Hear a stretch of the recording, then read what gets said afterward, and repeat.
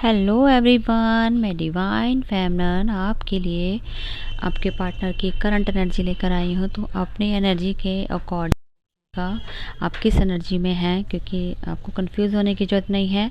जब भी कोई एनर्जी जैसे हम बता रहे होते हैं, अगर उसके सिम्टम आपके साथ मिल रहे होते तो आप हो सकता है उसी एनर्जी में हो जो हम बोलते हैं। जैसे सपोज़ कीजिए हम डीएम की एनर्जी बता रहे हैं और डीएम के सिम्टम आपसे मिल रहे तो आप डीएम एनर्जी में हैं। अगर डीएफ से आपके सिम्टम मिल रहे तो डीएफ समझिए, क्योंकि ये एनर्जी शिफ्टिंग कभी भी होती रहती है। सबका डिमेंशन असेंशन जो भी आपका अलग अलग टाइप के होते हैं, जर्नी अलग होती है, किसी टाइम भी शिफ्टिंग हो जाती है। आप लोग नहीं गेस कर पाते क्योंकि हम पर्टिकुलर एक एनर्जी में नहीं रहते हैं।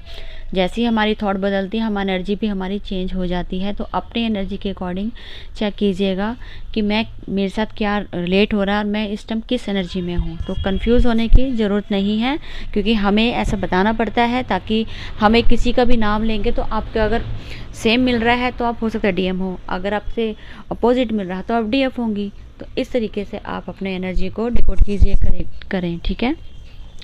तो फिलहाल आज पोर्टल भी है, तो पोर्टल तो बहुत अच्छा है। यूनियन का टाइम है, लव आपको फील हो सकता है, आपके डीएम का आपको ऑफ़र आ सकता है, कॉल मैसेज भी आ सकता है। ये पोर्टल होते हैं, ओपन है और साथ में हर एक चीज़ आपके साथ रिलेट करती हैं, हर एक चीज़ आपकी तरफ बढ़ती हैं। कोई भी पोर्टल होगा, ओपन होगा, तो हर एक पोर्टल में आपके लिए गुड मैसेज होता ही होता है, ठीक है। तो पोर्टल बने ही इसीलिए होते हैं क्योंकि हम एक दूसरे को मिरर करते हैं।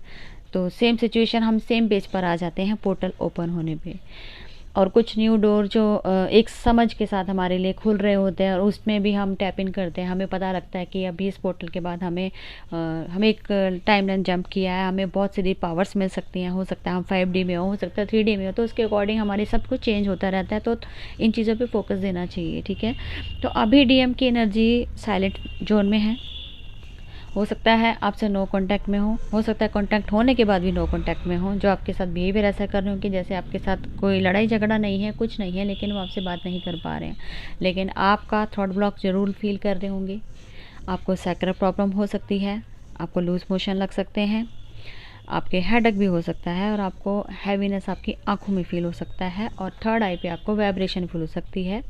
तो ये सब से ज़्यादा सारे सिम्टम जो हैं आपको एक इंडिकेशन कर रहे हैं कि आपके पर्सन जो है अभी फेयर से ऑपरेट कर रहे हैं, क्योंकि वो बहुत कुछ बैलेंस करना चाहते थे, लेकिन अनबैलेंस होने की वजह से आपसे को अपनी फीलिंग ना बताने की वजह से, या कोई भी ऐसा रीज़न जो आपसे शेयर करना चाहते थे लेकिन आपसे नहीं कह पाए, बताने की कोशिश की गई या क्लू भी दिया गया, हो सकता है आप नहीं समझे, हो सकता है किसी के द्वारा भी बताया गया, लेकिन आपने उनको रिजेक्ट किया हो या आप अभी उनसे बात ना कर रहे हो। तो कोई भी सिचुएशन ऐसी बन सकती है जिसकी वजह से आपके डीएम को आपने एक झटका दिया हो। मतलब हो सकता है कि आपने उनसे बिल्कुल ही बैक स्टेप कर लिया हो और आपने उनको इंडिकेट भी कर दिया हो कि अब बहुत हो गया, अब हमें आपके साथ नहीं जाना, आप अपनी ज़िंदगी जिए, हम अपने वर्क प्लेस पे खुश हैं, हम अपने आगे लाइफ को ग्रोथ करेंगे, क्योंकि अब आपने डीएम की तरफ फोकस करना बंद कर दिया है, चेज़ करना बंद कर दिया है और अपनी लाइफ की तरफ आप आगे ग्रोथ कर रहे हैं, अपनी पर्पस की तरफ बढ़ रहे हैं और हमें लाइफ में क्या करना है उस चीज़ के लिए, फाइनेंशियली ग्रोथ के लिए सोच रहे हैं, ताकि आप अब जो टाइम वेस्ट आपने डीएम के ऊपर फोकस कर करके या उन्हें एनर्जी दे दे के आपने बहुत ज़्यादा उन्हीं को एक थर्ड पार्टी की तरफ बढ़ने के लिए मजबूर किया, और आप इस चीज़ को पैटर्न को समझ गए हैं कि हमारा फोकस करना मतलब कि थर्ड पार्टी को प्रोग्रेस कराना। अगर आप इस चीज़ को समझ गए हैं तो आप अपने बैक स्टेप करते हुए आपने उन्हें कर्मा फेस करने के लिए छोड़ दिया है, ताकि आप भी समझ चुके हैं कि ये कर्मा जब तक रिलीज़ नहीं होगा, जब तक आप ग्रोथ नहीं होगी रिलेशनशिप की, इसलिए आपने एक पॉजिटिव थॉट के साथ अपनी ग्रोथ को आगे बढ़ाने का सोचा है और डीएम को कर्मा फेस करने के लिए उनकी लाइफ में छोड़ दिया है, जिसका इफ़ेक्ट यह है कि आपने एनर्जी भी देनी बंद करी है। तो दोनों तरफ से अब जो डीएम के ऊपर इफ़ेक्ट पड़ रहा है, तो वो इस तरीके से परेशान है, इमोशनल वे में आपके लिए सोच रहे हैं, पॉजिटिव सोच रहे हैं, लेकिन उन्हें आपको खोने का डर, क्योंकि अभी वो अनअवेकन हो सकते हैं, उन्हें समझ नहीं है कि एक्चुअल में मेरे साथ क्या हुआ है, लेकिन आप अवेकन हो चुकी हैं और आपका डिमेंशन हाई होता जा रहा है, हाई सेल्फ में आ चुके हैं, हाई लेवल पे ग्रोथ कर रहे हो।